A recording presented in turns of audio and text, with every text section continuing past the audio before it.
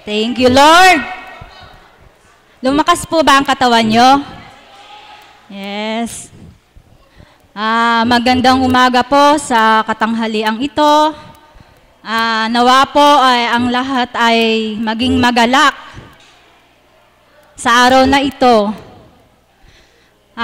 Hinihiling ko lang po na nawa po ay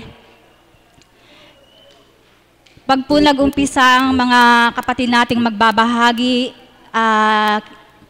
yung pong mga cellphone po natin ay paki-off lang po para po maunawaan po natin na bawat magbabahagi sa harapang ito ay ganap po nating mawawa at maging inspirasyon sa ating buhay.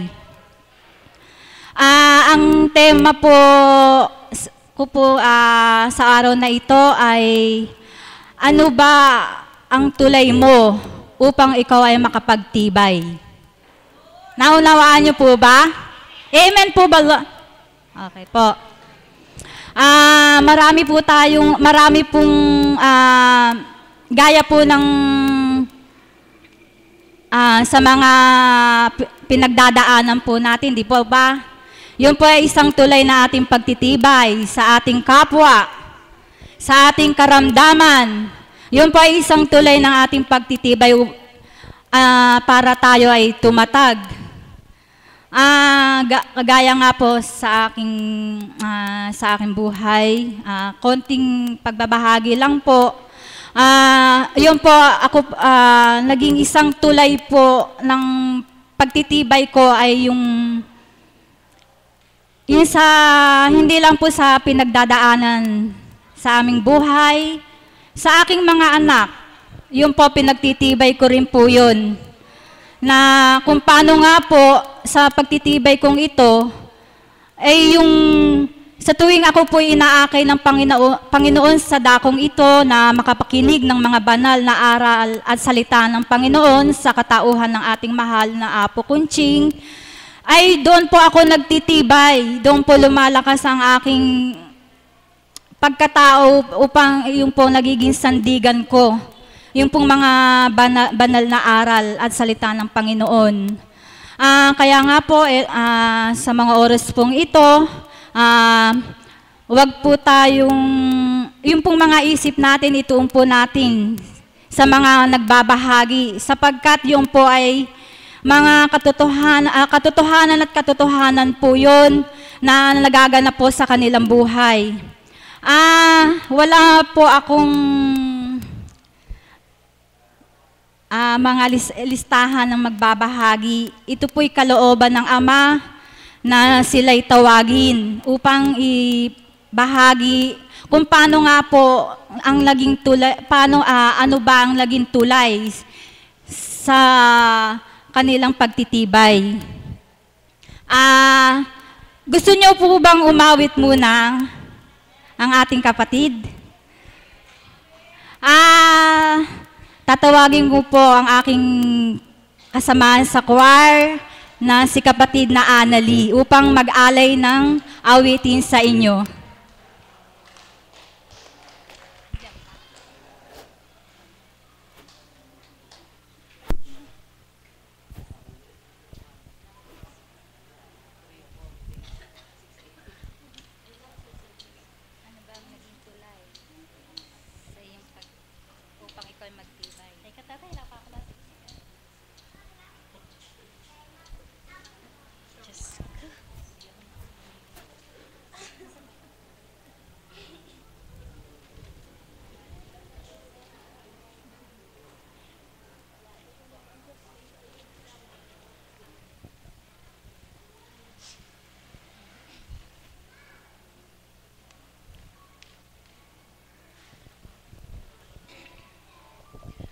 Muli po ay isang mapagpalang umaga sa tanghaling ito. Tulay.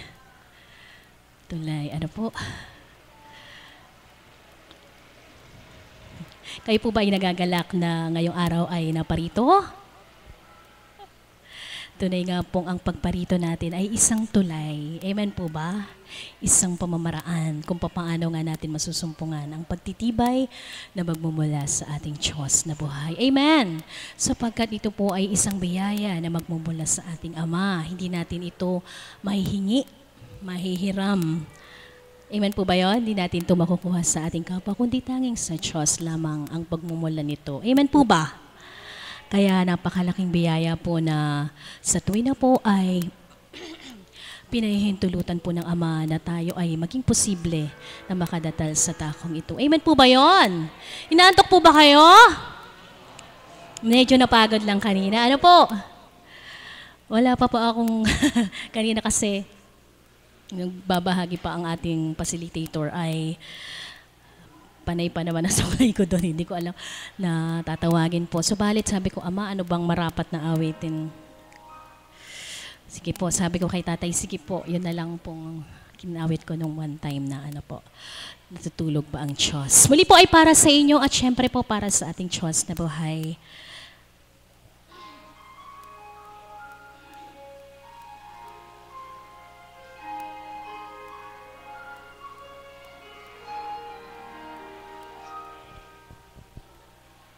Bakit kaya?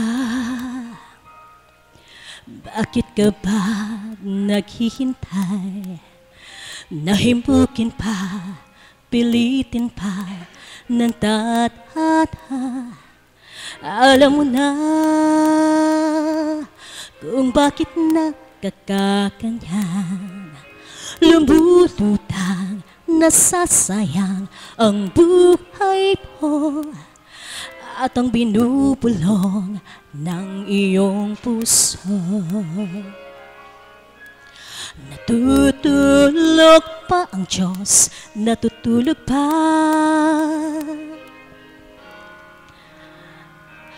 Ba't ikaw ay kaagad sumusuko? Konting hirap at munting pagsubok lamang. Alam mo na kung bakit nagkakaganyan. Nasasayang ang buhay na sa'yo'y pakiram at iniisip na natutulog pa. Natutulog pa ang Diyos, natutulog pa.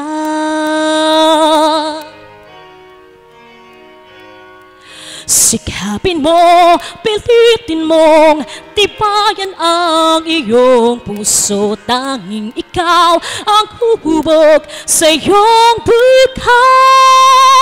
Huwag mo sanang akalaing natutulog pa ang Diyos.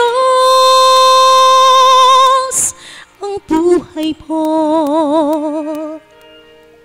ay mayroong halaga sa Kanya.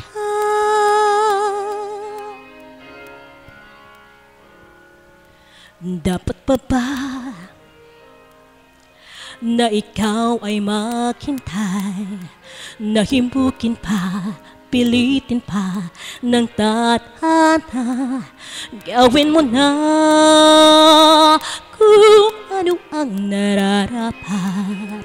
Magsikap ka, magtiwala ka sa may kapal. Nakahanda ang Diyos na umalalay sa'yo. Hinihintay ka lang, kaibigan. Sikapin mo, pilitin mong tibayan ang iyong puso. Tanging ikaw ang hubog sa iyong bukas. Huwag mo sanang akalaing natutulog pa ang Diyos. Ang buhay mo ay mayroong halaga sa Kanya.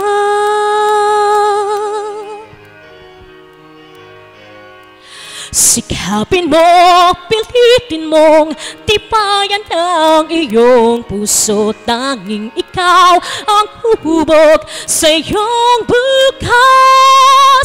Huwag mo sanang akalaing natutulog pa ang Diyos. Ang buhay mo ay mayroong halaga sa Kanya.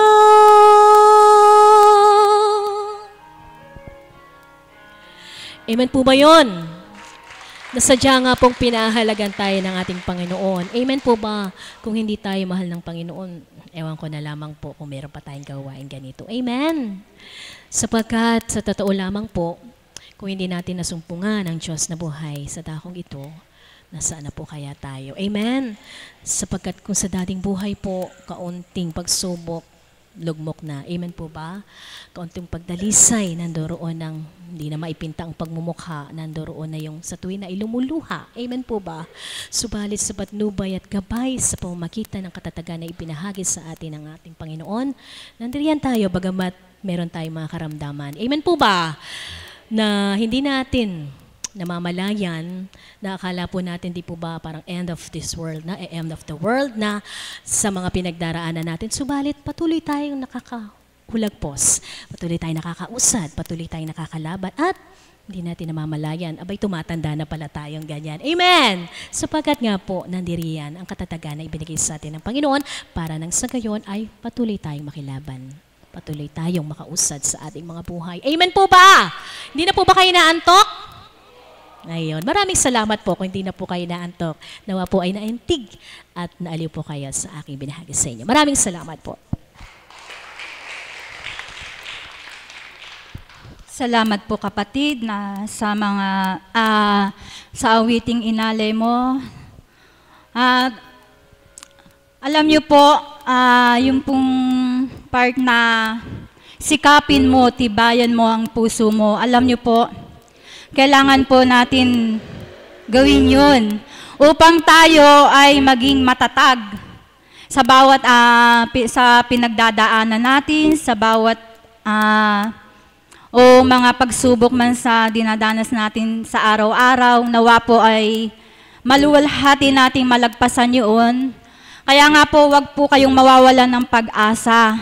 Laging ang Diyos ang ating unahin. Ang susunod pong mag-share ay para po palawakin at magkaroon tayo ng inspirasyon sa mga banal na salita o aral ng ating Panginoon. Tinatawagan ko po ang ating Mami Beth Chico.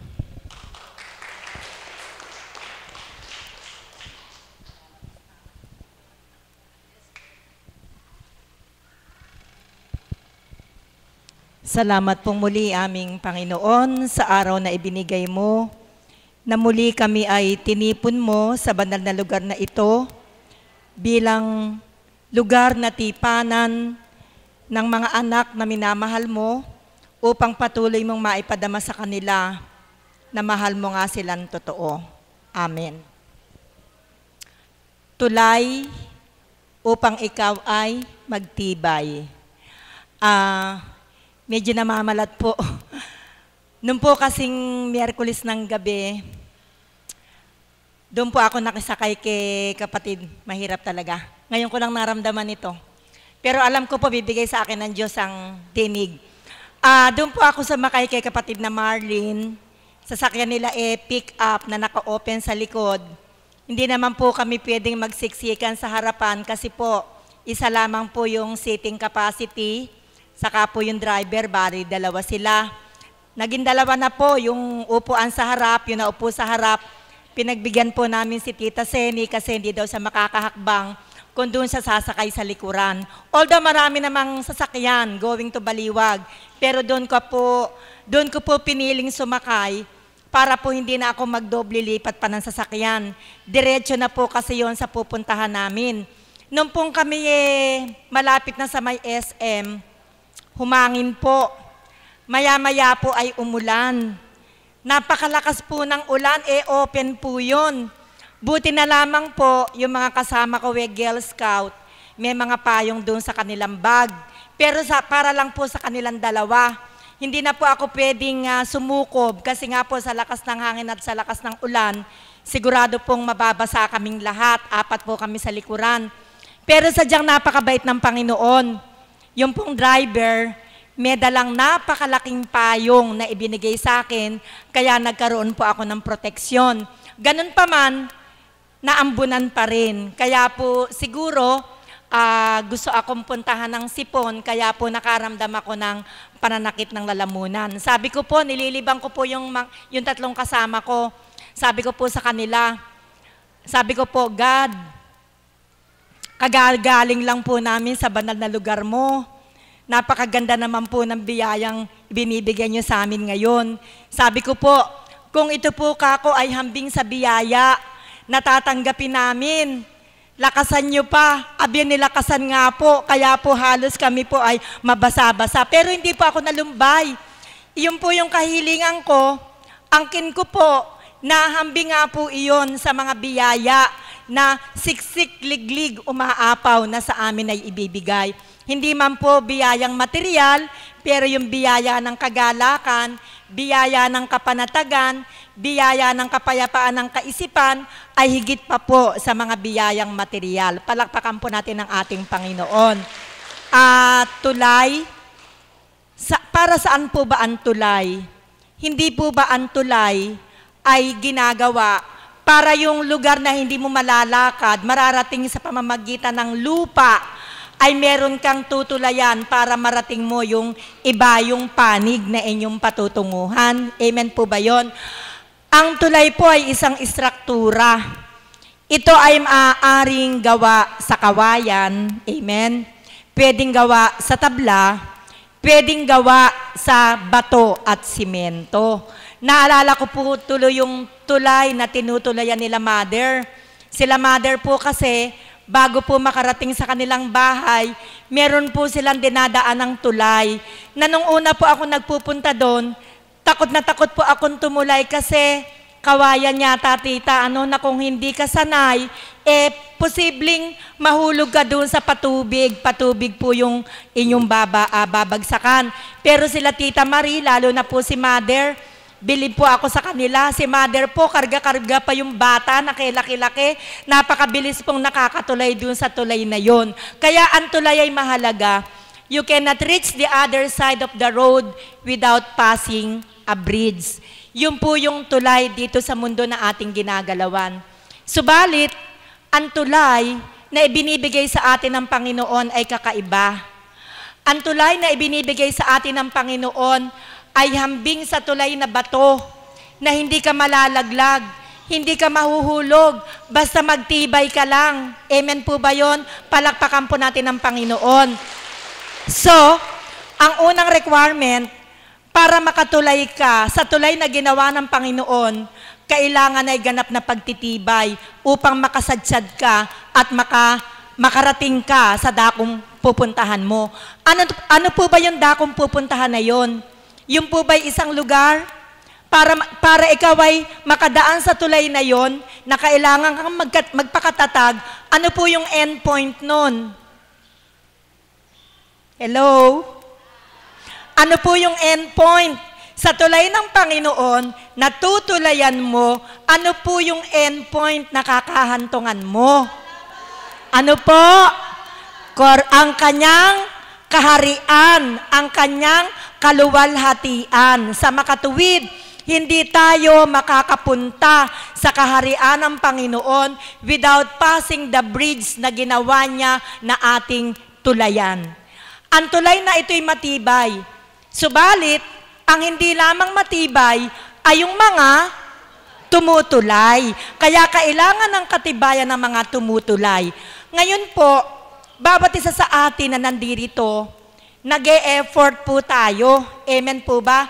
Na tayo ay makatawid sa tulay na yon para at the end of our life, dun tayo makarating sa kanyang kaluwalhatian sa piling ng ating Panginoon.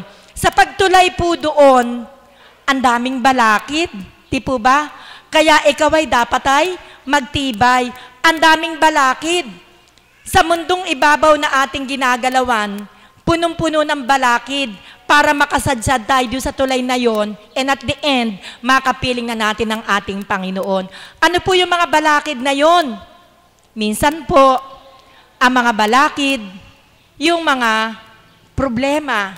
Na kung tayo may problema, nasisira ang ating loob, kaya hindi tayo makatulay ng diretso sa tulay na ating tatawiran. Ano pa po ang balakid?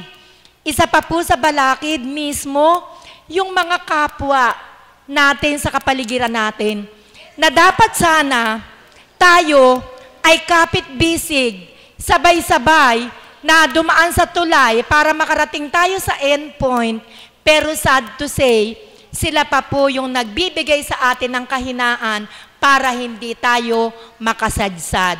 Sa paanong paraan po sila nagbibigay ng kahinaan? Maraming kadahilanan, maraming kaparaanan. Amen po ba? Ako lang po, sa sarili kong buhay, akala ko po ay hindi ako makakasadsad. Sapagkat tinatalo po ako para ako ay manghina, para hindi ako magpakatatag. Ano po yung tumatalo sa akin? Nakikita ko po kasi yung gawa ng kapwa ko. Nasabi ko sa sarili ko, bakit ganun? Siguro po ito po ay isa rin sa inyong mga katanungan. Subalit nawa ay hindi tayo magkasala. Sabi ko po sa sarili ko, bakit ganun? Yung mga taong nakakahalubilo ko, bakit ayaw magpakatotoo? Kung minsan, sa kanila ko pa naririnig yung mga usapang hindi mainam. Kung minsan, may mga naririnig akong mga usapan na nagpapahina sa aking pananampalataya. Sapagkat ang sabi ko, ang lugar na ito ay banal. Amen po ba? Kaya ano po ang expectation ng bawat isa? Ang mga nagtutungo dito ay nagsusumikap na magpakabanal. Pero bakit ganon?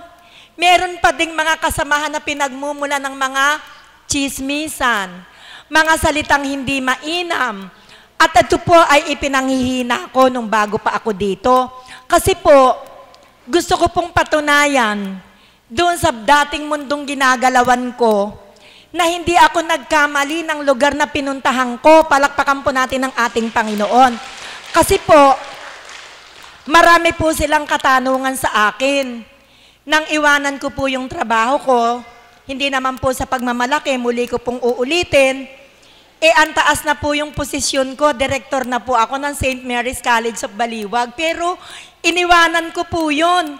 Kaya ang dami pong question mark sa kanila. Bakit iniwan niya yung trabaho niya? Saan siya nagpunta? Doon ba sa lugar na yun, pinagpalit niya doon sa trabaho niya? Kaya gusto ko po, yung lugar na ito talaga, ipagmalaki ko sa kanila na hindi ako nagkamali sa lugar na pinuntahan ko. Kaya ang expectation ko po talaga, ang lugar na ito ay lugar ng mga taong nagpapakabanal. Wala nang siraan, wala nang chismisan, wala nang nagpapahatid ng mga salitang hindi mainam.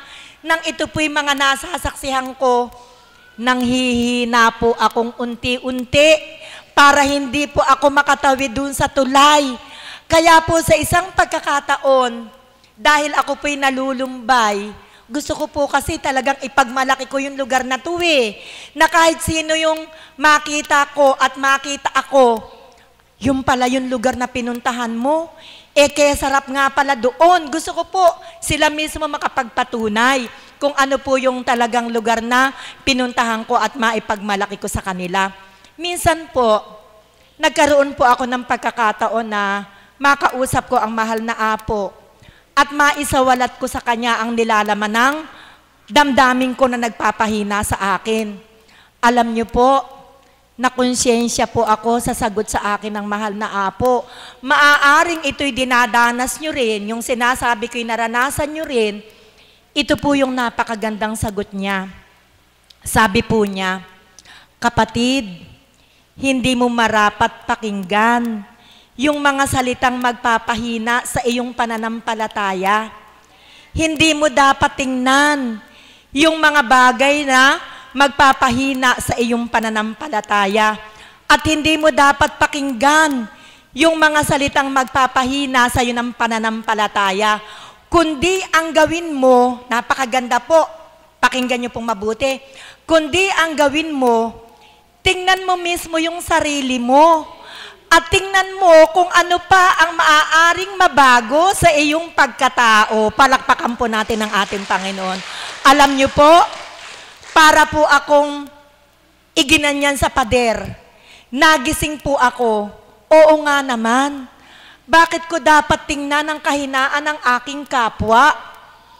Bahala sila kung paano nila pagsusumikapan na baguhin ang kanilang sarili sa tulong ng ating Panginoon. Ang bawat isa sa atin ay tumanggap na. Amen po ba? Ano po ang marapat sa mga bagay na tinanggap natin? Tayo na po ang magpalago, hindi po ba? At hindi tayo lalago kung tayo ay patuloy na titingin sa kahinaan ng ating kapwa. Palakpakan po natin ang ating Panginoon. Isang napakagandang aral. Siguro po, marahil po, sadyang ang nais ng Ama, maging malinis ang aking puso't kalooban, kaya ibinigay sa akin ng Panginoon ang pagkakataon na makausap ko ang mahal na Apo sapagkat 100% siya po ang magbibigay sa akin ng tamang kasagutan. Kaya mga kapatid, upang tayo ay makapagtibay at patuloy tayong makatawid sa tulay upang makarating tayo sa kanyang kaluwalhatian, magsumika po ang bawat isa sa atin. Ano mang bagay na naririnig ninyo dito na nakapagbibigay pagkakasala sa inyo, mag-reflect po kayo. Ganito po ang sabi ng mahal na Apo, kasi po, hindi po ito naiiwasan, lalo na't kung hindi pa ganap na bukas ang kaisipan ng bawat isa. Pag merong nagbahagi dito at hindi nyo nagustuhan, hindi po ba't sa labas pinag-uusapan ninyo? Bad po iyon. Huwag nyo pong pinag-uusapan yung mga bagay na naririnig nyo na hindi nyo nagustuhan, pag-uusapan nyo sa labas. Ito po ay isang uri ng tsismis. At ito po ay magiging balakid upang hindi kayo makatawid sa tulay.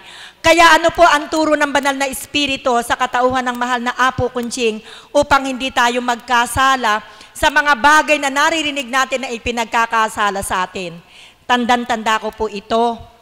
Para hindi daw po tayo nagkakasala, lahat ng mabuting narinig mo, tanggapin mo.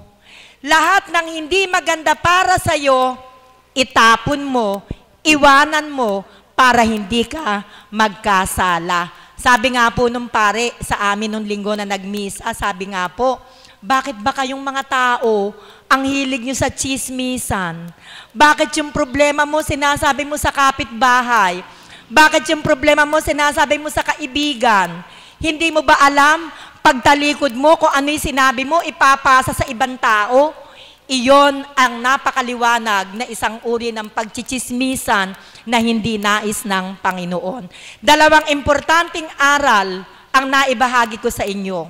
Yung una, huwag mong tingnan ang kamalian ng kapatid mo, kundi ang hanapin mo ay kung ano ang mababago mo sa sarili mo. Amen?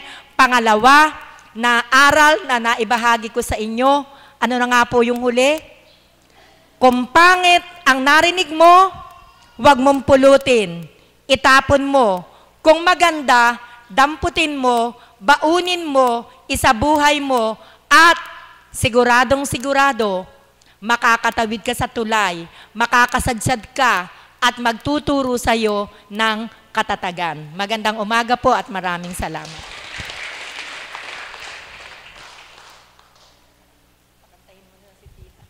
Salamat po, Mami Beth, sa napakagandang ibinahagi mo na kung paano nga kami po ay nagkaroon ng inspirasyon na may sa buhay po at may sa puso namin ito ng tuwiran.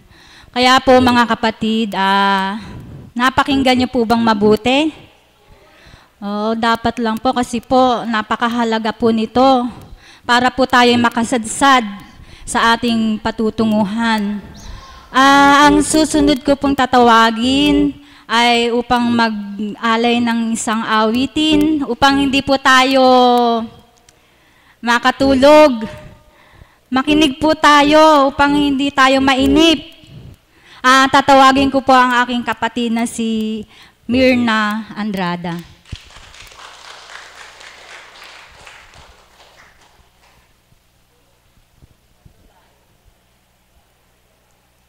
Papuri sa Ama, Anak at Espiritu Santo, sa bawat araw ng ating buhay, nagiging kabahagi tayo ng gawaing pangkabanalan. At karampot mang ating alay, nalulugod ang amang mahal kung ito'y mula sa ating puso't kalooban. Nawa Ama, ang bawat pagbabahagi namin ay maging inspirasyon, kapulutan ng aral ng aming mga kapatid sa pangunguna at paghahari mo. Amen. Buhay po ang Diyos! Mapagpalang umaga po sa umagang ito, sa katanghaliang ito. Napakaganda po naman ang temang bigay ng Ama sa ating kapatid na Monet bilang facilitator sa araw na ito. Ano po? Tulay. Ano ang tulay? Ano ang tulay sa pagiging matibay upang tayo'y maging matibay? At ayon po sa pagpapahayag ng ating kapatid na Mami Beth Chico, hindi po ako nakikisalo. Subalit, ang katotohanan po sa kanyang pagpapahayag ay naroon na po sa kalooban na yon, ang kanyang pinahayag yung kung bakit nga po ako doon sa ating temang tinatalakay, hindi ko pa rin po masambit sa labi ko na ako'y nasa bungad, nasa gitna, o nandun na ba ako sa pasigan ng sadsaran? Wala po di ko po maramdaman Wala pa po, isang pagpapakatotoo. Kung ihahambing ko lamang po sa katagang tulay, literal na katagang tulay, kung paano tinura ng kapatid na Mami Beth Chico, ito'y isang istruktura, isang proyekto na gawa ng tao. Gawa ng tao, subalit mula pa rin sa karunungan at talino ng Ama. Mula pa rin sa Kanya. Amen po ba? Na sa pamamagitan ng tulay na ito, ay maaari akong makasadsad sa kabilang dako. Amen?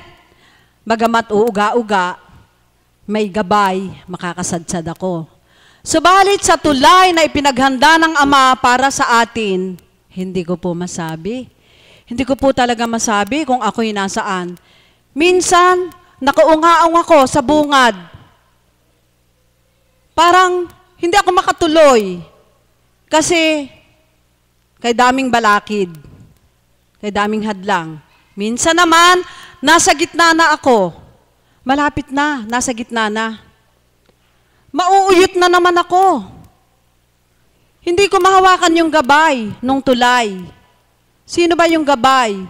Ang Ama. Doon sa pinaghanda niyang tulay sa akin, di ko maisadsad.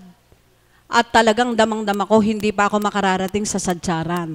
Maaring marating ko ito kung ang pawang ibinahagi ng kapatid na Mami Beth Chico, ang ilan doon ay maisabuhay ko. Palakpakan nga po natin ang Panginoong Diyos na buhay. Kung maisasabuhay ko po iyon, at idaratal ng Ama ang takdang pagbawi sa buhay na pahiram, maisasadsad ko po ang pagtawid sa tulay na kanyang hinanda at doon ay makakarating ako sa kanyang kaharian at sa kanyang kaluwalhatian. Amen po ba? Palakpakan po natin ang Panginoong Diyos na buhay. Yun po yung katotohanan ng damdamin ko. Wala yata sa bungad, wala yata sa gitna, at higit sa lahat, wala pa doon sa pinakasadsaran. Kaya po, sapat na po ang binahagi ng ating kapatid na Mami Beth Chico. Napakalinaw, napakaliwanag at kung paano ang tanong ng ating kapatid na facilitator. Nakinig ba kayo? Ninamnam ba ninyo? Isa po ako sa nakinig, isa po ako sa numamnam, at isa po akong nasang magsabuhay. Amen? Kaya muli po, nais ko pong angkupan ang awitin ang tema ng kapatid. At sa kapahintulutan po ng Ama, dinulog ko po kung kalooban niyang awitin ko ito. Ito po'y kung hindi natin nanamnamin, parang kantang sanlibutan bilang tao, subalit nahuugnay din po naman ito. Di po ba ang mga awitin naman ay mula sa ating Panginoon? Depende na lamang po sa ating pagnamnam, pagtanggap sa ating puso. Amen? Kaya po, sa pagkakataong ito, nais ko pong awitin itong awiting ito. At huwag nyo na po akong pagmasdan kung mahambing sa tulay ang pag-awit na manakanakay nauuyot, manakanakay parang nauuna, nahuhuli. Sabi ko nga sa kapatid na Alan, kung ako'y mauna, kung ako'y mahuli sa bandang wakas, magkikita pa rin kami ng Ama. Palakpakan po natin ang Panginoong Diyos na buhay. Ganon po kadakila ang Diyos sapagkat hindi ko po masigurado kung matatamaan ko ang tiempo, kung matatamaan ko ang mga angkop na sistema ng pag-awit. Subalit, udyok po sa puso kong awitin ito. Kaya nawa po, magala kayong lahat, ang inyong espiritu, ang ating espiritong pinadaloy ng Ama. Tigit sa lahat, naway malugod ang ating Panginoon. Amen.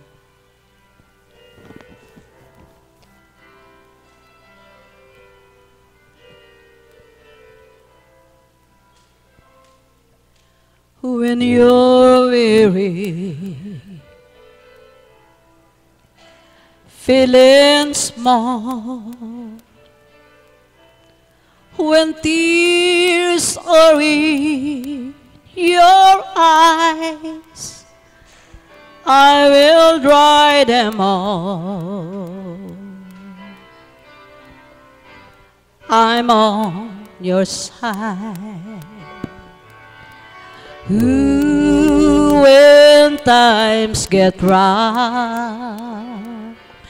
and friends just can't be found, like a bridge over troubled water, I will lay me down like a bridge over troubled water. I will lay me down.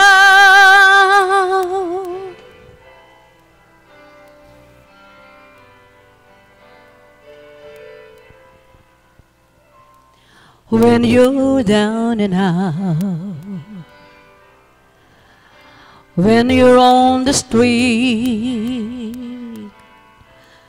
when evening falls so hard, I will comfort you. I'll take your part. When darkness comes and pain is all around, like a bridge over troubled water, I will lay me down like a bridge over troubled water. I will lay me down.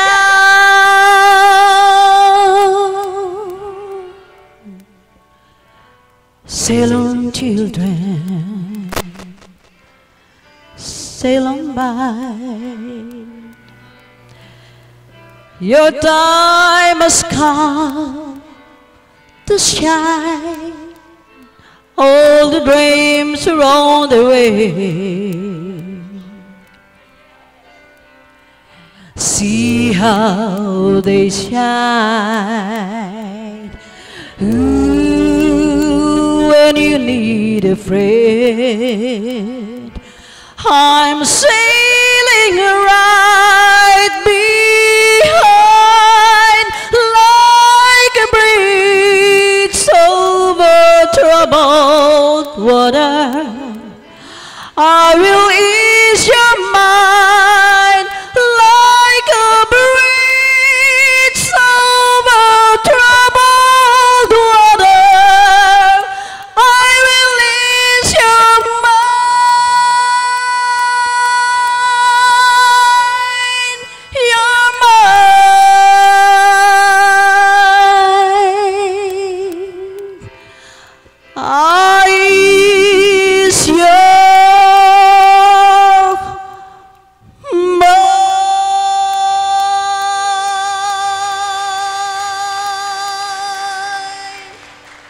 Thank you, Lord.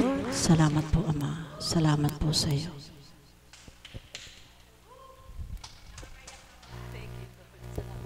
Salamat po kapatid. Napakaganda po ng awit. Hindi po ba? Buhay po ba ang Diyos? Amen, Lord. Ang susunod ko pong tatawagin, isa pa rin pong itong magbibigay ng inspirasyon sa atin upang palawakin ang ating pananalig at pananampalataya sa banal na Espiritu sa katauhan ng ating mahal na Apo Kunching. Tinatawagan ko po ang ating kapatid na Marie.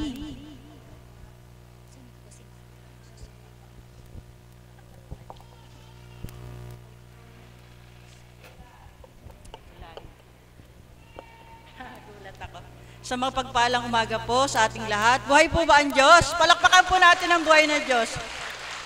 Napakaganda po ng tema ng ating kapatid, tulay. Paano nga ba tayo tutulay? Sa ipinahayag ng ating Mami Beth at sa awitin ng ating kapatid na Mirna, unti-unti nang bumubukas sa ating puso kung ano nga ba ang tunay na tulay ng ating buhay. Amen po? Palakpakan po natin ang buhay ng Diyos. Para po sa akin, bilang tayo halimbawa ay nasa sanlibutan, marami tayong pwedeng iugnay sa klase ng tulay. Kung tayo ay mag-a-abroad at walang tulay, kailangan natin ng eroplano. Amen po ba? Upang makatawid tayo sa dakong ating pupuntahan. At bago tayo makatawid sa tulay na yun o makasakay sa eroplano, kailangan natin ng pasaporte at pera. Amen po ba? Palakpakan po natin ang buhay na Diyos. Subalit, sa ating pananampalataya, ano ba ang ating tulay? Di po ba ang banal na Espiritu sa dakong ito na nagpakilala sa ating lahat? Palakpakan po natin ang buhay na Diyos. Sa buhay pananampalataya, sa bawat isa sa atin na nagsusumakit, kaya tayo nandito at sa araw-araw na pinagkaloob sa atin ng ating Panginoon ay tumutungo tayo sa dakong ito sapagkat gusto nating makatawid sa kalooban ng Ama at sabi nga ni Mami Beth sa dulo, makakamtan natin ang buhay na walang hanggan. Subalit hindi ka ganun kadaling makamtan ang pagtawid o madaling tumawid, subalit mahirap makarating sa dulo sapagkat ang iba, lahat tayo ayaw pa nating dumating sa dulo dahil patay na tayo pag dumating sa dulo. Ayan po ba? Palakpakan po muna natin ang buhay na Diyos. Sa ating pananampalataya, sa dakong ito na natagpuan natin ang banal na Espiritu, sa katao ng ating mahal na Apo Kunching, ang ating tulay ang banal na Espiritu. At ang ating gabay upang makatawid sa tulay na yon ay ang ating Apo, sapagkat siya ang ginagamit ng banal na Espiritu upang ibigay sa atin ang tamang dapat nating gawin upang tayo ay makatulay. Amen po ba? Palakpakan po natin ang buhay na Diyos. Sa bawat araw ng ating buhay, sarit-sarin pagdalisay, yun po yung mga sinasabing pag tumutulay ka, maraming problema, minsan umuuga, minsan sira yung tulay. Sa buhay pananampalataya, ang magiging problema natin ay ang mga pagdalisay o mga pagsubok sa ating buhay. Amen po ba? Subalit dahil sa gabay na ating hahawakan sa katauhan ng ating mahal na Apo Kunching na ginagamit ng Espiritong Banal, tayo ay unti-unting makakahakbang sa tulay na ating dinaraanan. Amen po ba? Palakpakan po natin ang buhay na Diyos. Subalit, ano po ang kailangan nating iprenda upang makatulay tayo? Kung pagpunta natin sa abroad, kailangan natin ng pera o passport para makatawid tayo sa ibang bansa. Subalit sa ating Panginoon, ang kailangan nating iprenda ay ang ating sarili upang makatulay tayo. Amen po ba? Isuko natin ganap sa ating Panginoon, magpakababa tayo, matuto tayong tumanggap ng ating kamalian, matuto tayong magmahal higit sa lahat. Sapagkat tuwing magbabahagi ako, ini-insist ko lagi ang pag-ibig. Sapagkat ang Panginoon, dahil sa pag-ibig niya sa atin, inalay niya ang kanyang buhay. Sapagkat kung may pag-ibig tayo, hindi tayo mananakit ng kapwa natin. Amen po ba? Hindi tayo masasaktan sapagkat uunawa tayo. Palakpakan po natin ang buhay na Diyos. At dahil sa araw-araw na binibigay ng banal na Espiritu sa katauhan ng ating mahal na Apo Kunching bilang gabay natin sa ating buhay pananampalataya, ang lahat ng dumarating sa ating buhay, problema man, anumang klaseng kabigat ng ating problema pinagdaraanan, nakakayanan natin to sapagkat ang gabay natin ay matibay. Alam natin na kahit yumuyugyug yung tulay, humawak lang tayo sa gabay, sigurado, hindi tayo malalaglag. Palakpakan po natin ang buhay na Diyos. Kaya po kay palad natin ang bawat isa sa atin, nagsasakripisyo man tayo ng pagpunta rito, gumagastos man tayo ng salapi upang ipamasahin natin o ipang karga ng gasolina sa ating mga sasakyan, subalit sulit na sulit po. Sapagkat yung kapanatagan po ng ating kalooban, mahirap bilhin yan, hindi mo mabibili yan.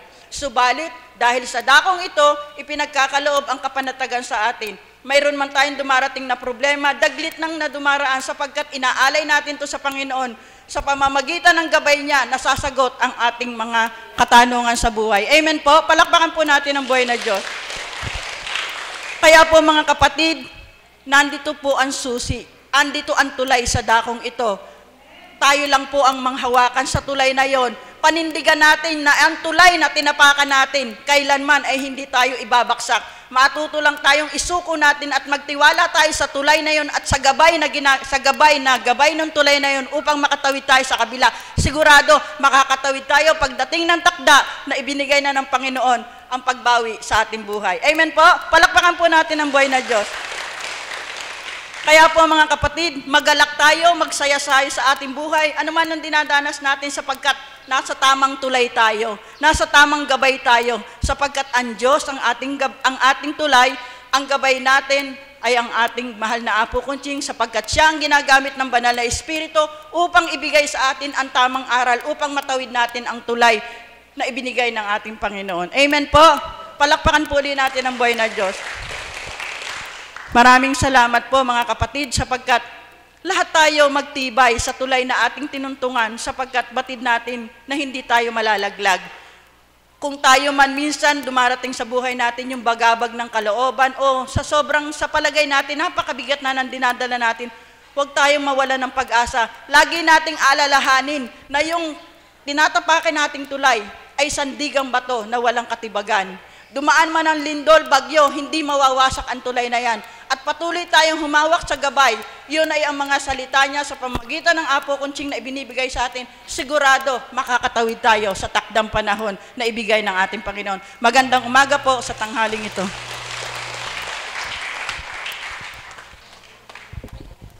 Salamat po kapatid. Nabuhayan po ba kayo ng loob? Yes, salamat po. Ang susunod pong huling magbabahagi ay ating pong mother of the house na si Mami Marisa.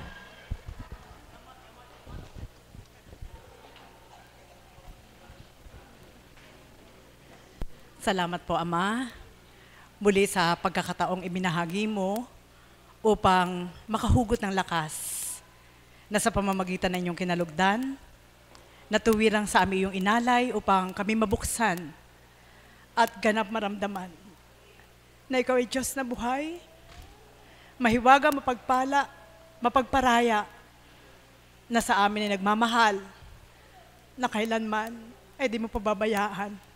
Nawa ang mga kapatid kong naririto ay makadama ng kagandahang loob mo ay patuloy mo ibinibigay upang matutunan namin kung paano makatawid sa tulay. Amen. Buhay po ba ang Diyos? Naiyak ako sa awit ni Nanay Berna.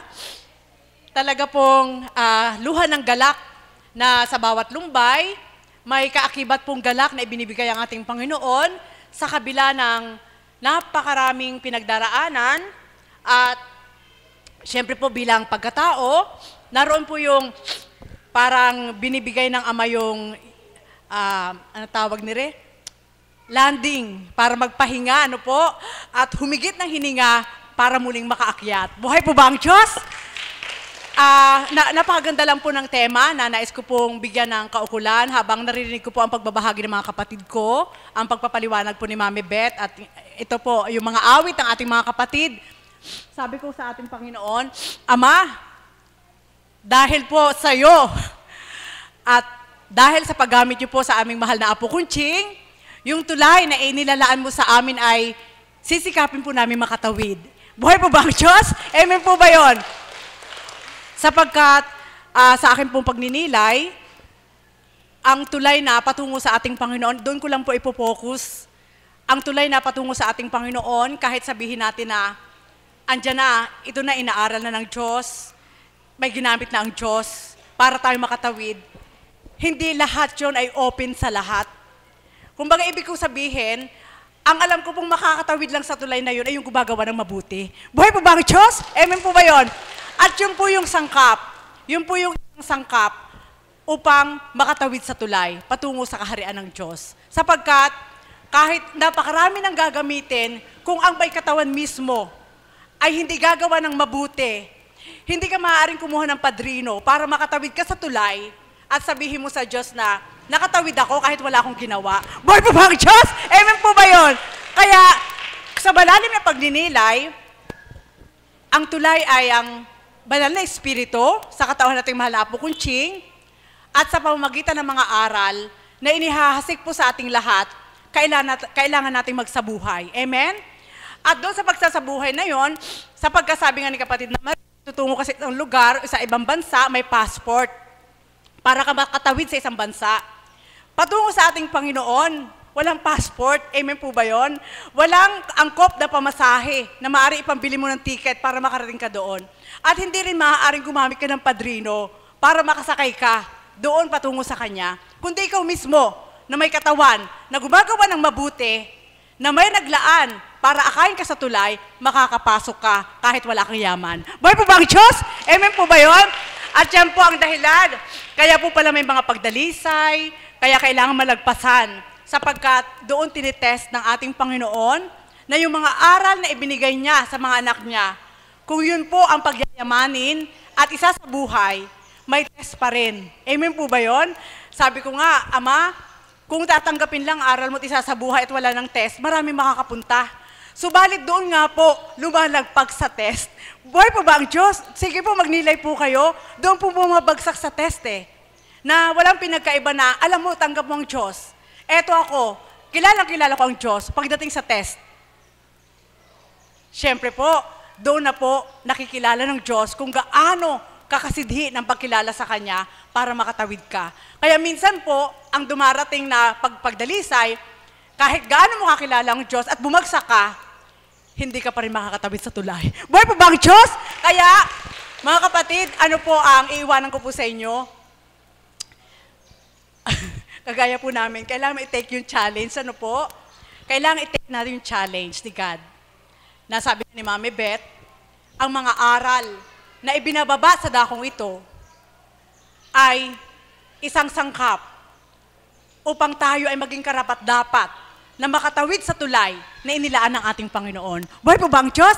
Kaya mga kapatid, salamat po sa Ama, sapagkat kung hindi nga po ang gawaing ito at wala isang Apo Kunching na ginamit sa aming lahat bilang mga alagad, hanggang ngayon po, baka po yung tulay, kapag kami na ang dumaan at hindi namin natutunan ng Diyos, baka bumagsak po yung tulay. Buhay po ba ang Diyos? Subalit ngayon po, kahit siguro isang lubid lang yan, basta kasama mo ang Diyos at may puhunan kang kabutihan na tumupo sa Kanya, alam ko po kahit isang lubid lang yan, makakatawid pa rin sapagkat may Diyos na kaagapay, may banal na espiritu na tanglaw at may Ama na naghihintay upang abutin ang Kanyang kaluwalhatian. Nawa po tayong lahat, tulungan niyo po kaming dumulog sapagkat kaming lahat po ay kasalukuyan na dinadalisay at pinakikita ng Panginoon.